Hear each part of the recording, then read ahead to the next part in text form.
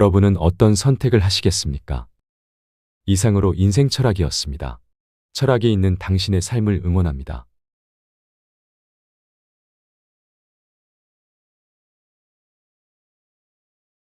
여러분은 나이 60에 돈이 도대체 얼마가 있어야 노후가 편안할 수 있다고 생각하시나요? 그렇다면 여러분은 얼만큼의 노후 자금을 가지고 계신가요? 불안한 노후, 비참한 노후, 처참한 노후. 우리의 노후가 불안합니다. 그러니 지금부터라도 서둘러 준비해야 합니다. 30초라도 좋으니 한번 상상해 보세요. 나는 앞으로 얼마나 일할 수 있을까? 퇴직 후에는 어떤 삶을 살게 될까? 지금 하고 있는 저축으로 충분히 살아갈 수 있을까? 내가 어려움에 처하면 도움을 줄 사람이 있을까?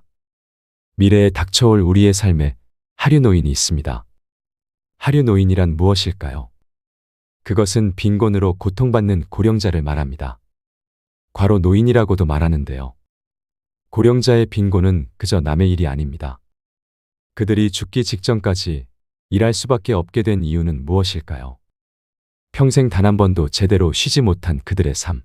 고령자의 빈곤 문제를 그저 가볍게 생각해서는 안 됩니다. 우리 주위를 조금만 둘러보면 연금이 부족해 리어카를 끌며 길에서 폐지와 캔을 줍는 할아버지, 많은 관광객이 다니는 거리에서 구걸하는 할머니, 냉기가 올라오는 바닥에 종이 박스와 비닐을 깐 채 잠들어 있는 노숙자들을 볼 수 있습니다. 그들 중 누가 자신이 그런 삶을 살 것이라 상상했을까요? 한국의 상대적 빈곤율이 50%가 넘었습니다. 고령자 중 절반이 생활고와 소득 감소로 고통받고 있습니다. 가족의 노인을 돌보는 일은 옛날 이야기가 되었습니다. 자식에게 내 노후를 보장받는 시대는 지나갔습니다. 우리는 점점 빈곤해지고 늙어갑니다. 최근 1, 2년 사이의 뉴스를 보면 이전에 비해 빈곤이라는 단어가 눈에 많이 띕니다. 고령기의 빈곤 실태는 갈수록 심각해지고 있습니다. 하류노인은 연금 수급액과 저축액이 적고 질병 및 사고 등의 어쩔 수 없는 사정으로 빈곤 생활을 강요받는 노인입니다. 하류노인에게는 세 가지가 없다는 특징이 있습니다. 그것은 바로 수입이 거의 없고 저축해둔 충분한 돈이 없으며 의지할 사람이 없다는 것입니다. 이런 고령자는 자력으로는 빈곤에서 벗어날 수 없음은 물론이고 생활보호제도의 사회 안전망에서도 제외됩니다. 그래서 질병과 사고, 가족 문제나 간병 문제, 나아가 범죄와 같은 여러 위험 요인에 생명을 위협받고 있지요. 우리는 모두 힘을 합쳐 곁에 가족이 있든 없든 안심하고 생활할 수 있는 사회구조를 만들어야 합니다. 하지만 그 전에 선행되어야 할 것은 우리 자신의 마음가짐과 노력이겠지요. 오늘은 50대, 60대에 절대 하면 안 되는 돈 씀씀이 5가지와 노후에 과연 얼마가 있어야 하는지에 대해 이야기 나누고 싶습니다. 나이가 들면 가장 염려되는 것이 무엇일까요? 보건복지부가 저출산 고령화에 대한 국민인식조사 보고서를 발표한 적이 있습니다. 이 보고서에 따르면 우리나라 성인 10명 가운데 8명 이상이 고령화 문제를 심각하게 받아들이고 있었습니다. 나이 들어 가장 심각한 문제 1위는 경제적 안정 및 여유였습니다. 39.3%가 돈 문제를 1위로 꼽았습니다. 2위는 건강 문제로 38%에 달했습니다. 그러니까 나이 들면 돈과 건강이 가장 걱정거리가 된다는 말입니다. 3위는 일자리, 4위는 이웃이나 친구 관계, 5위는 여가 활동, 6위는 가족 문제 순이었습니다. 돈 문제가 건강 문제를 제치고 1위로 부상한 것은 의외지만 건강도 돈이 있어야 지킬 수 있다는 생각 때문인 것 같습니다. 늙어서 돈 때문에 고생하지 않으려면 50대부터 돈 씀씀이에 특히 주의해야 합니다. 20, 30대 때 실패하면 벗어날 수 있는 기간이 길어 다시 회복할 수 있습니다. 실패를 거울 삼아 전화위복의 계기가 될 수도 있지요.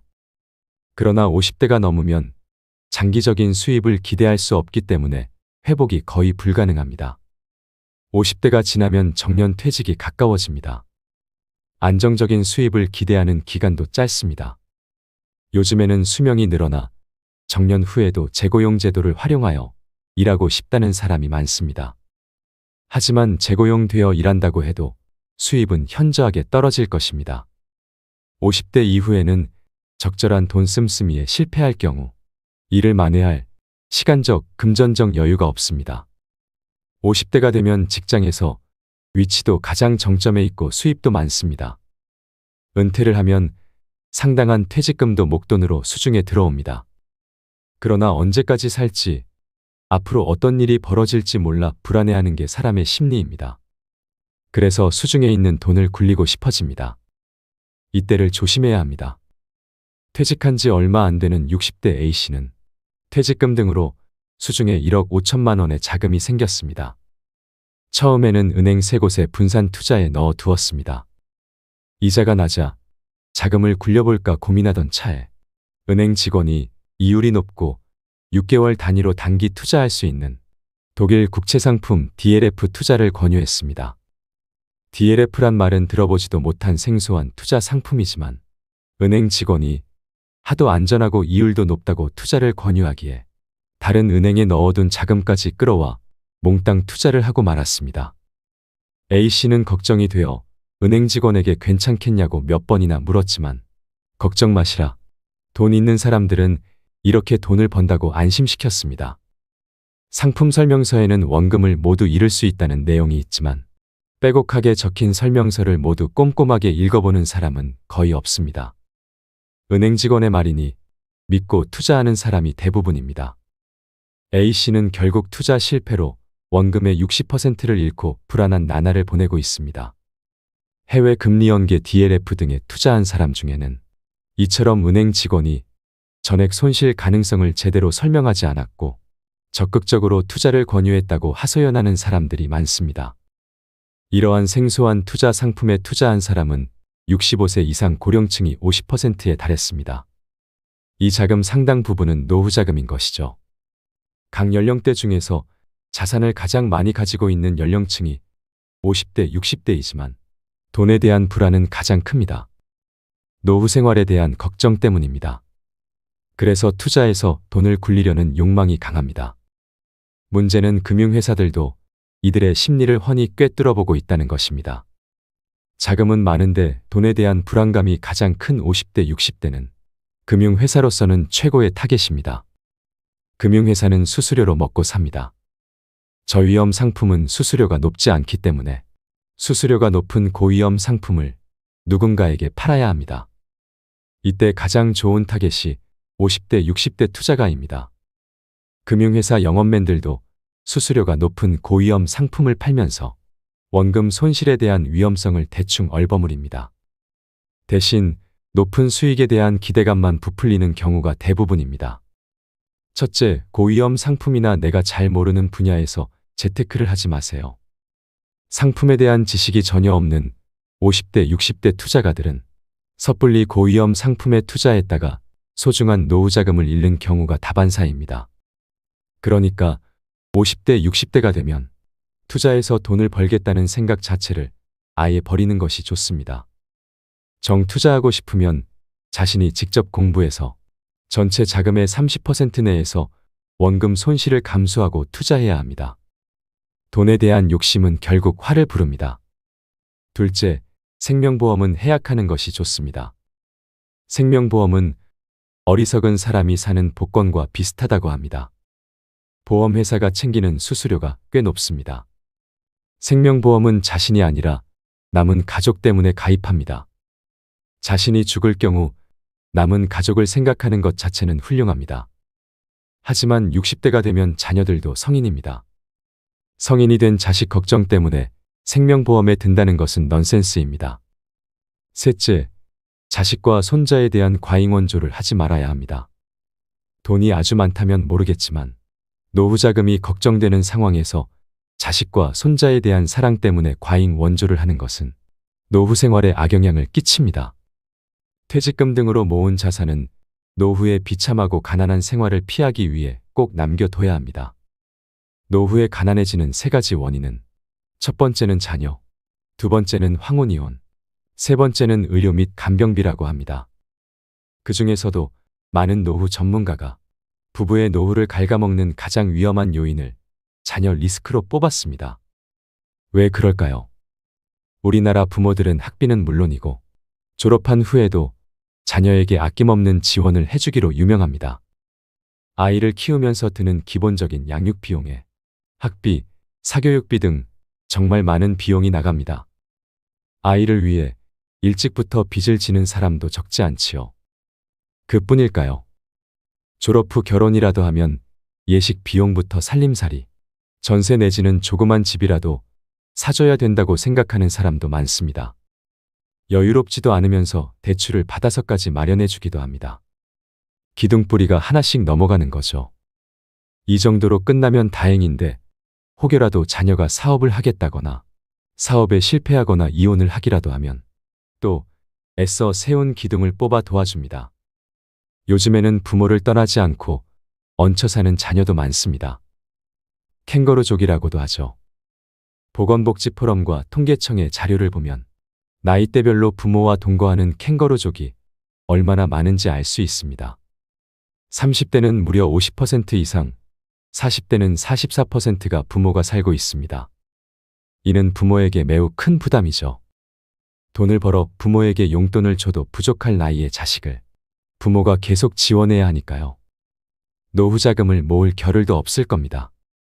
이대로 두면 부모의 노후는 그냥 좀 힘든 정도가 아니라 재앙이 될 것입니다. 그렇다면 어떻게 해결해야 할까요? 부모에게 가장 필요한 마음가짐은 현실에 맞게 아이를 양육하는 겁니다.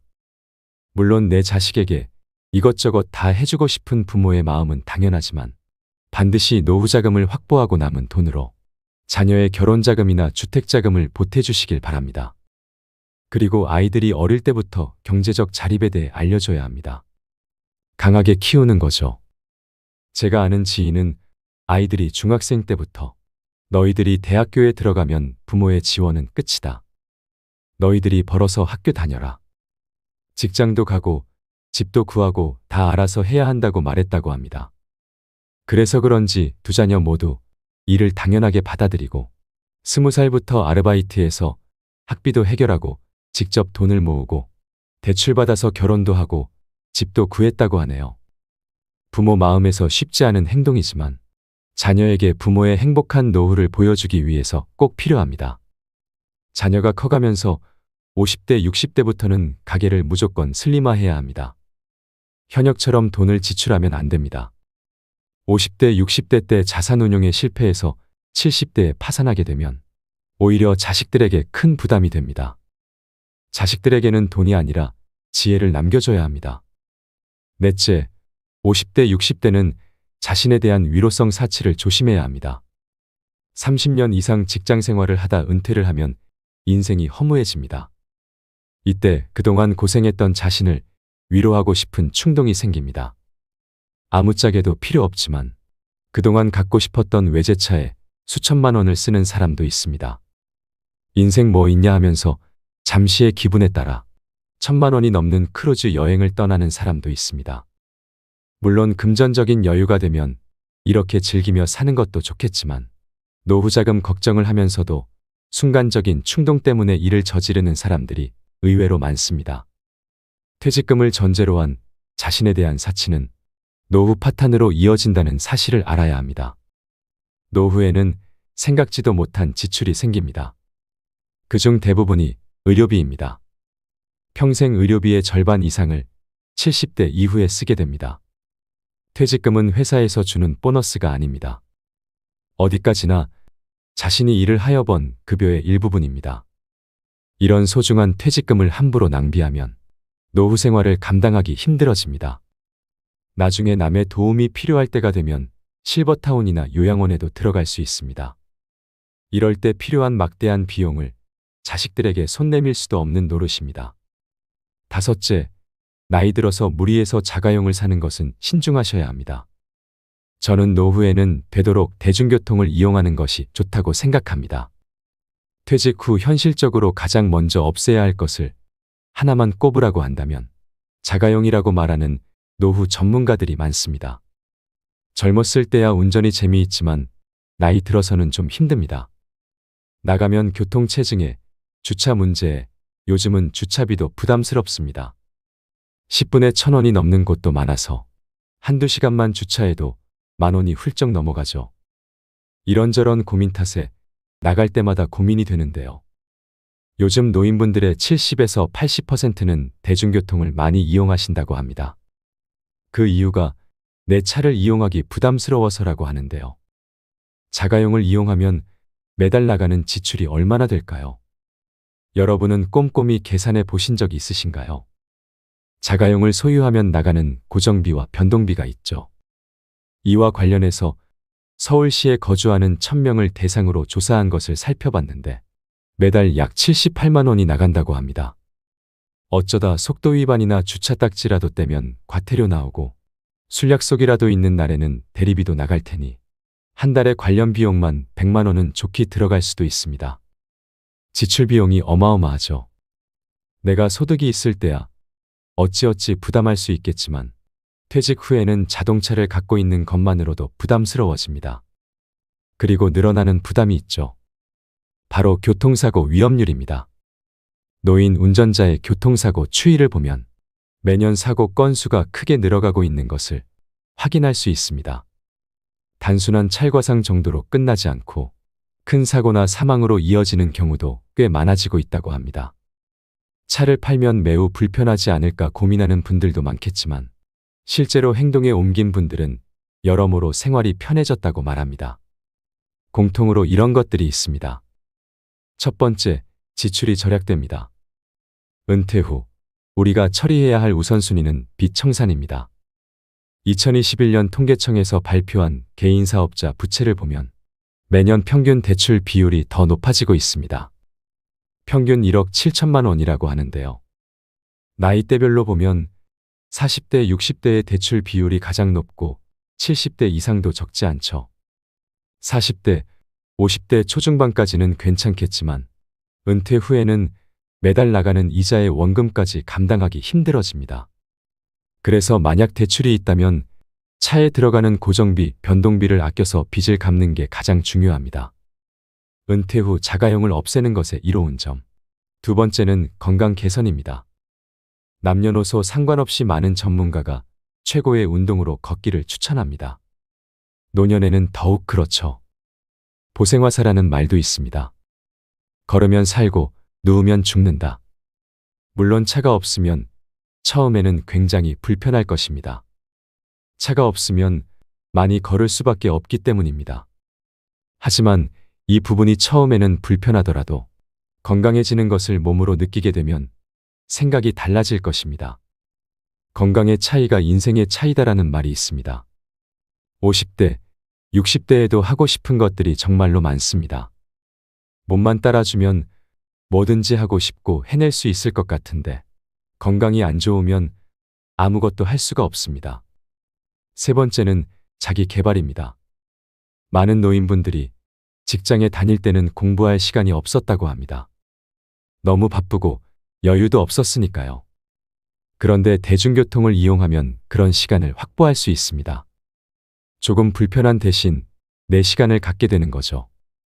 얼마 전 옆집에 사시는 60대 후반 어르신이 드디어 공인중개사 자격증을 땄다고 하시더라고요. 몇 년 동안 도전했는데 결과가 안 좋았다고 합니다. 그래서 원래는 자가용으로 출퇴근하셨던 분인데 시간을 절약하기 위해 지하철을 이용하셨다고 합니다. 매일 2시간씩 지하철에서 공인중개사 공부를 한 겁니다. 그래서 떡하니 시험에 붙었다고 기쁘게 말씀하시더군요. 나이가 들면 직장을 다니면서 슬슬 은퇴 준비를 할 때가 오죠. 그때부터 조금씩 부지런해지면 이분처럼 자격증을 취득할 수도 있고 나에게 필요한 준비를 할 수 있습니다. 만약 아예 차를 파는 것이 너무 부담스럽다면 배기량이 적은 차를 추천합니다. 흔히 말하는 경차죠. 승용차에 비해 거의 절반 이하로 비용이 줄어듭니다. 유지비용도 마찬가지로 줄어들겠죠. 윗글에서 언급했던 한 달 유지비가 78만 원이었으니 경차로 바꾸면 약 30만 원으로 줄게 됩니다. 한 달에 30만 원 절약은 노후 준비에 정말 큰 도움이 됩니다. 그리고 정말 큰 돈입니다. 매달 나가는 지출을 줄이면 돈을 버는 거나 마찬가지입니다. 여러분도 건강 개선과 자기 개발은 물론 돈까지 버는 생활에 동참해 보시길 바랍니다. 나이 들어서 50대, 60대에 절대 하면 안 되는 돈 씀씀이 5가지가 어떠셨나요? 다음으로 나이 60에 돈이 얼마나 있어야 편안한 노후를 보낼 수 있을지에 대해 말씀드리겠습니다. 주식이 되었건 채권이 되었건 개인연금을 들었건 퇴직연금을 들었건 국민연금을 받던지 그 절대 금액이 많아야 하고 환산해서 5억쯤은 돼야 여유 있는 노후가 가능하다고 말씀하시는 분이 많이 있습니다. 여러분은 이 말에 얼마나 동의하시나요? 5억쯤 가지고 계신 분들은 고개를 끄덕이실 수도 있겠지만 대부분의 경우에는 그렇지 못한 것이 현실입니다. 실제로 우리나라 노인분들 중에서 노후 준비가 넉넉하게 제대로 되어 있는 경우는 아주 드물었습니다. 나이 50에서 60대 은퇴자들 평균 금융자산이 잘해야 2억이라고 하는데요. 이것이 진짜 현실입니다. 노후 자금은 도대체 얼마나 필요할까요? 여러분은 행복하고 편안한 노후를 위해 어떤 준비를 얼마나 하고 계신가요? 이미 은퇴하신 분들은 꿈꾸었던 여유롭고 행복한 노후를 보내고 계신가요? 제일 중요한 건강 챙기고 인간관계도 잘 다지면서 사회활동과 취미활동, 여가생활 등 노후의 시간을 어떻게 보낼지에 대한 고민도 많으실 텐데 이 모든 것엔 반드시 전제가 있습니다. 그것은 바로 돈입니다. 이 모든 것에는 노후 자금이 뒷받침되어야 합니다. 그렇다면 노후 자금으로는 최소 얼마 정도가 필요한지, 또 자금은 어떻게 마련해야 할지, 얼마가 있어야 편안한 노후를 보낼 수 있을지 궁금하실 텐데요. 물론 돈이야 많으면 많을수록 좋겠지요. 많이 쓸 수 있으려면 많이 쓸 수 있도록 자금 준비가 잘 돼 있으면 좋을 텐데 그 준비하는 것이 참 만만치가 않습니다. 쉼없이 일하고 또 일했는데 지나고 돌아보니 내 주머니는 여전히 텅텅 비어 있습니다. 이렇게 보면 참 허무하고 아쉬운 세월이지요. 사실 우리나라 평균 퇴직 연령은 50 전후이지만 정부는 실제 은퇴 연령이 62세라고 발표했습니다. 현실은 엄연히 다릅니다. 요즘에는 40대에 강제 은퇴하게 되는 경우도 많습니다. 일단 은퇴 시점이 60세라고 보고 50대의 은퇴 퇴직 예정자인 분들은 은퇴 시점에 얼마 정도가 필요하다고 생각할까요? 사람마다 좀 차이는 있지만 가장 많은 대답이 월 300 정도는 있어야 되지 않겠냐라고 말합니다. 실제 통계 자료, 우리나라 50대 이상 은퇴를 앞두신 분을 대상으로 은퇴 후 노후 생활비가 얼마나 필요할까라고 물었더니 기본적인 생활비로 부부가 살아갈 때 286만 원 정도의 월 생활비가 필요하다고 답변했고 개인으로는 165만 원이면 혼자 살아가는데 필요하겠다고 했습니다. 참고로 2022년 기준 최저생계비는 2인 가구는 195만 원이고 1인 가구는 116만 원입니다. 이는 5년 전보다 2인 가구는 25만 원 증가했고 1인 가구는 10만 원 증가했습니다. 좀 더 자세히 보면 최소 노후 생활비로 50대는 부부가 215만 원, 적정 노후 생활비는 부부가 296만 원, 60대는 최소 노후 생활비는 199만 원, 적정 노후 생활비는 275만 원으로 좀 줄어듭니다. 서울을 보면 부부가 최소 노후 생활비는 224만 원, 적정 노후 생활비는 319만 원입니다. 그럼 보통 은퇴 앞두고는 과연 목돈으로 얼만큼을 준비해야 될까요? 이것을 많은 분들이 궁금해 하실 겁니다. 어떻게 산출할 수 있을까요? 보통 은퇴 전문가들은 이렇게 계산합니다. 은퇴 후 노후 연간 생활비, 은퇴 후 생활기간, 은퇴 후 물가상승률, 목돈의 투자 수익률. 이렇게 4가지로 산정을 많이 하지요. 연간 생활비는 어느 정도 쓰냐에 따라 월 300이면 1년에 한 3,600 정도 들어간다고 보고 퇴직하고 나서 부부가 죽을 때까지 생활하는 기간이 몇 년인가. 그 다음에 물가 상승률에 따라 생활비는 어느 정도 올라가는가. 그리고 은퇴자금을 가지고 있으면 그것을 운용해서 몇 프로 정도 투자 수익을 낼 수 있는가. 이것을 기초로 해서 은퇴 시점에 필요한 목돈이 얼마인지를 계산하려 합니다.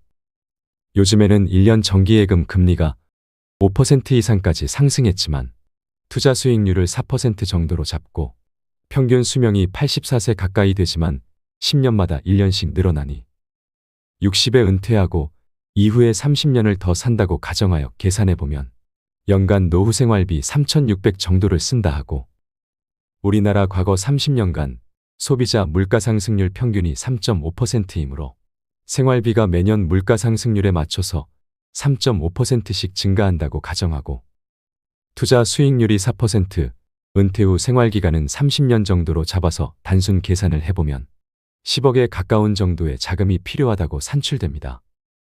여기서 놀라신 분들이 많을 텐데요. 만약 이 계산에서 물가 상승률보다 투자 수익률이 조금 더 높다면 좀 줄어들겠지만 그래도 10억이나 되는 금액인데 노후에 10억을 가지고 계신 분이 얼마나 있을까요? 주변에 이런 분들을 보신 적 있으신가요? 10억이 굴러다니는 자동차 이름도 아니고 이 정도의 자금을 확보할 수 있는 사람이 우리나라에 얼마나 있을까요? 궁금하시죠? 금융자산 보유만으로 10억이면 우리나라 자산 순위로 1% 이내입니다. 참고로 우리나라 순자산 규모 1%이면 어느 정도 될까요? 29억입니다. 부동산까지 포함해서 말이죠. 필요 노후 자금을 계산할 때 단순하게 이런 답이 나온다고 꼭 노후에 이 자금이 필요한 건 아닙니다. 실제 통계청 2021년 조사를 보면 50대 가구의 평균 순자산이 4억 7천이고 60대는 4억 3천입니다. 제가 2022년으로 추정해 본 바에 의하면 상위 1%부터 시작해서 50%, 딱 중간되는 순자산 커트라인은 4억 1천만 원입니다. 어쨌든 필요하다는 10억, 부동산이 포함된 평균 순자산으로 봐도 이 필요자금의 절반도 안 되죠. 사실상 이렇게 많은 금액을 준비할 수 있는 가구는 많지 않습니다. 제 지인이 은행에 근무할 때도 PB 점포를 제외한 일반 지점에서 개인이 현금 예금 10억을 예치하고 계신 분이 10손가락으로 2번 정도 셀 정도라고 했는데요. 이것만 보더라도 이렇게 계산하는 방법 자체에 문제가 있다는 것을 알 수 있습니다. 가장 큰 문제는 은퇴 후의 생활비가 매년 물가 상승률에 맞춰서 증가하기만 하느냐 했을 때 아니라는 겁니다. 오히려 감소할 수도 있고 또 물가 상승률보다 투자 수익률이 훨씬 높을 수도 있고 사회활동기보다 은퇴 후 소비력이 훨씬 떨어질 수 있는 것입니다. 이런 것들이 모두 고려되지 않고 지나치게 과다 계산을 한 것이 됩니다. 계산하기 힘든 게 노후자금입니다. 미국 트리니티 대학 경제학과 교수들이 개발한 계산법에도 보면 노후에 여유로운 생활을 하려면 1년에 4천만 원 정도 필요하고 4천만 원의 25배인 10억 원을 모아야 한다고 합니다. 이 돈을 주식 등에 투자해 매년 4% 정도 수익률을 올리면 물가 상승률을 고려해도 은퇴 후 30년 동안 고갈되지 않는다고 말하지요.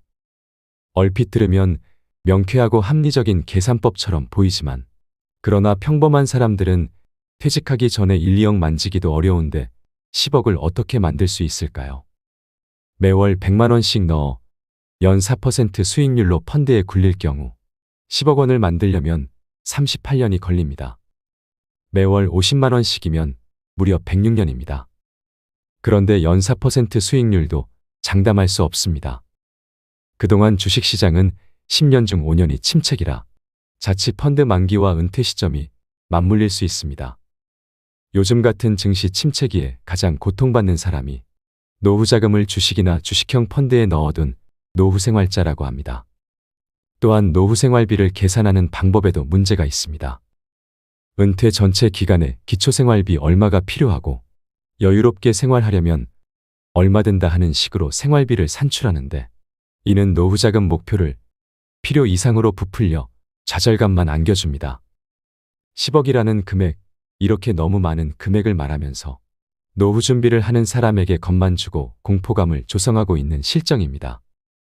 대개 보험회사, 은행들이 마케팅을 위해 이렇게 계산하면서 많이 사용하고 있지요. 금융회사들의 은퇴 마케팅은 노인들의 불안한 마음을 파고들어 구매욕을 자극합니다. 의료비 많이 나가니 보험 드세요. 노후 자금 마련에는 연금만 한 것이 없어야 하면서 터무니없는 상품을 가입시키려 하는 경우가 부지기수입니다. 나이가 들어가면 아무래도 활동 반경이 좁아지고 사람도 덜 만나게 되고 자연히 씀씀이도 지출도 줄어들 텐데 노후 자금을 산출할 때는 이런 부분이 가만히 되어야 합니다. 물론 우리가 쓰는 지출 중에서 의식주 같은 기본 지출은 어떻게 줄일 수 없는 부분입니다. 이 기본 지출은 살아가는데 꼭 필요한 돈이고, 이건 물가가 올라가면 상승하는 부분들이 분명히 있는 건 사실이지만, 예를 들면 외식을 한다거나 여행을 간다고 하는 지출은 나이가 들어가면서 사실상 감소합니다. 이렇듯 의식주 관련된 기본 지출이 증가하는 속도보다는 그 외의 지출이 감소하는 폭이 훨씬 더 커집니다. 전반적으로 은퇴 후에는 생활비 수준이 이렇게 줄어드는 모습이 일반적이죠. 은퇴하고 노후가 되면서 돈 쓸 곳이 별로 없다고 말씀하시는 분들이 많습니다. 나이가 드니 생활비가 훨씬 적게 들어가던 걸요 라고 말하시는 분들이 바로 이런 이유입니다. 노후에는 10년 단위로 소비 규모가 60%씩 줄어든다고 합니다. 50대 후반 퇴직을 하고 60대에는 해외여행도 자주 다니면서 월 500만 원씩 쓰던 사람도 10년 정도 지나면 덜 돌아다니고 입맛도 줄기 때문에 월 200만 원으로도 버틸 수 있게 됩니다. 이런 점에서 은퇴 이후 세월 내내 생활비를 동일하게 산정하는 방식은 잘못되었습니다. 그런데 사실 생각해 볼 것이 하나 있습니다. 노후 준비라고 하면 대개 노후 생활비를 마련하는 것만 생각하기 쉽습니다. 그러나 정작 은퇴자를 공경에 몰아넣는 것은 생활비가 아니라 의료비인 경우가 많습니다. 생활비는 예측 가능하고 절약을 통해 줄일 수 있지만 의료비는 필요 시기를 예측할 수 없는 데다 단기간에 막대한 비용이 들어가기 일쑤입니다. 게다가 생명과 직결된 비용이어서 마냥 줄이기도 어렵습니다. 은퇴 후 시간이 지날수록 노후 자금은 우하향 곡선을 그리지만 의료비는 우상향 곡선을 나타냅니다. 기본 지출도 중요하지만 나이가 들면서 몸이 아프면서 발생하는 의료비 같은 것은 나이가 들면 당연히 증가할 수밖에 없습니다. 보통 은퇴 후 생활기간을 30년이라고 보고 10년씩 나눠보면 초기 10년은 활동이 왕성한 시기라고 할 수 있습니다. 은퇴하면 백수 몸살 난다는 말이 있지요. 외식도 많이 하고 친구 후배도 많이 만나고 취미활동, 국내외 여행도 많이 가면서 지출이 많아지는 시기입니다. 이 시기가 지나고 나면 70대 들어서면서 활동량이 많이 줄어듭니다. 건강 상태도 차츰 안 좋아지고 병원비도 슬슬 들어가기 시작하는 시기입니다. 은퇴 후 10년간 여행 다니던 왕성한 활동 시기를 생각하는 추억의 시기인 70대는 지출 비용이 많이 감소하기 시작합니다. 그런데 또 이 시기가 지나고 나면 간병 시기에 접어들죠. 은퇴 후 마지막 부분에 가게 되면 의료비나 간병비 지출이 크게 늘어나면서 전체적으로 은퇴 생활 기간 동안에 다시 지출하는 분이 늘어나게 됩니다. 그래서 이 사이클을 잘 생각하고 노후 자금도 각 시기에 맞춰서 계획하는 것이 중요합니다. 사람마다 생활비가 줄어드는 폭이나 기간 또는 간병비 금액의 차이는 있지만 이 30년의 흐름은 크게 다르지 않습니다. 그런데 점점 노후 자금 준비해 둔 것은 바닥이 날 테고 그러면 결국 의료비나 간병비 같은 것은 자녀들의 몫이 될 수밖에 없을 텐데 자녀에게 부담이 될 것인지도 생각해 봐야 할 문제라고 할 수 있습니다. 자녀 그들도 현재 살기가 힘듭니다. 보통 간병비가 필요한 시기가 되면 그때 자녀도 은퇴할 시기가 가까워져 있을 테지요. 옛날같이 부모를 봉양하던 시대가 아닙니다. 그래서 노인 스스로가 부양해야 되는 문제들이 발생하기 때문에 여기에 대한 준비를 별도로 해주지 않는다면 나중에 상당히 큰 어려움을 겪을 수 있는 것입니다. 어쨌든 노후에는 현금 2억, 3억 이런 목돈보다는 매월 100만 원씩 들어오게 하는 월급의 개념이 더 중요합니다. 꾸준한 월 현금 흐름을 만들어 나가는 것이 목돈보다 중요한 것입니다. 일단 자신이 어떤 형태의 연금을 가지고 있는지부터 살펴볼 필요가 있습니다. 나와 배우자가 가지고 있는 연금, 즉 국민연금, 퇴직연금, 연금저축 이런 것도 있고 내가 살고 있는 집을 담보로 어떻게 연금을 만들 수 있나, 즉 주택연금도 같이 살펴봐야 하는 것이죠. 노후에는 주택도 소유 개념이 아니라 운용수익의 개념으로 볼 줄 알아야 합니다. 죽을 때는 모두가 빈손입니다. 집을 가지고 갈 수는 없습니다. 그러니 너무 모으고 아끼려고만 하지 마시고 웬만큼은 노후에는 다 쓰고 간다고 생각해 보시는 것도 좋겠습니다. 또한 건강이 따라주는 한 작은 소일거리라도 일을 하시는 것을 권장드립니다. 이제는 평생 일을 해야 하는 시대입니다. 그만큼 오래 살고 나이 들어도 충분히 일을 잘 해내는 분들이 많아졌습니다. 제 주변에는 나이 들어서 요양보호사로 활동하고 계시는 분들이 많습니다. 70이 넘은 어르신 중에도 활동하는 분들도 많지요. 은퇴 후 집에만 계셨던 분이 요양보호사로 일을 하며 삶이 재미가 생겼는지 말씀이 많아지셨다는 이야기도 듣곤 합니다. 매월 수익은 물론이고 추석 때 작은 선물 박스도 자랑하시며 이런 게 건강이고 보람이라며 웃으신다고 하지요. 중년 노년에 접어들어 우리가 더욱 관심을 가져야 되는 것은 60세, 70세, 80세가 되어 무엇을 할 수 있느냐는 것입니다. 일정한 돈이 생기는 것과 24시간 어떻게 시간을 보내느냐는 정말 중요한 문제입니다. 저는 매일 사무실 근처에 있는 공원에 가서 몸을 푸는데 어르신들이 늘 많습니다. 돈이 얼마나 있는지는 모르겠지만 할 일은 별로 없으신 듯합니다. 세월이 지나면 저도 60의 나이에 이르겠지요. 그때 어떤 일을 하고 있을까? 이 부분에 관심이 많습니다. 어딘가 갈 수 있는 곳이 있다는 것. 나를 불러주는 사람이 있다는 것. 돈도 되고 건강도 챙김으로 일할 수 있을 때까지 일하는 것을 적극 권장드립니다. 여러분은 60에 돈이 얼마나 있어야 편안한 노후를 보낼 수 있을 것 같나요? 나이 들어서 조심해야 할 돈 씀씀이는 어떤 것이 더 있을까요? 댓글로